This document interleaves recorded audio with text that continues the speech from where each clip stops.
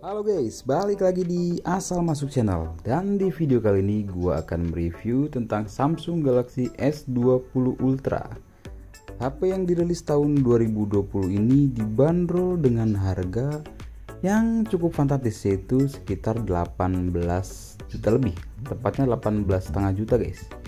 Dan di tahun 2022 ini kalian bisa dapetin harga di sekitaran 6,5 jutaan untuk harga secondnya guys ya. Itu sih untuk penurunan harganya, gue bilang 2 tahun penurunan harganya itu wah gede banget guys ya. Jadi buat kalian yang pas di tahun 2020 belum sempet beli atau belum kebeli nih HP, kalian bisa beli di tahun ini ya dengan harga gue bilang cukup murah guys ya, karena speknya juga gue bilang sih masih sangat worth it di tahun 2022 ini guys. Kali ini gue cuman review simple aja guys ya.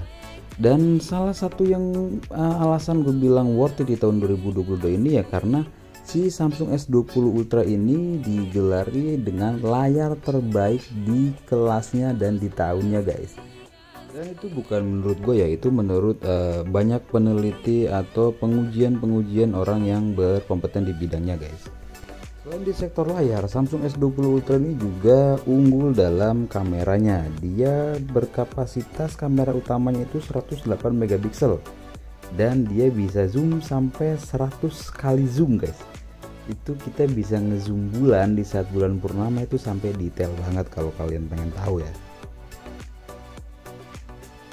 Samsung S20 Ultra ini dibekali dengan RAM 12 GB dan memori internalnya itu 128 GB. Dan untuk chipsetnya dia menggunakan chipset Exynos 990. Sedangkan untuk kapasitas baterainya juga yang makanya gue bilang masih worth it di tahun 2022 ini karena gue bilang cukup badak guys, yaitu 5000 mAh. Dia juga udah support fast charging dan super fast charging guys.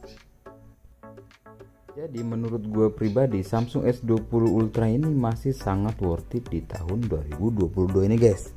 Karena harganya juga udah murah di sekitar 6,5 jutaan aja. Kita dapetin layar yang gue bilang mewah dan bisa dibilang juga terbaik di kelasnya dan di tahunnya. Baterainya juga badak, desainnya mewah.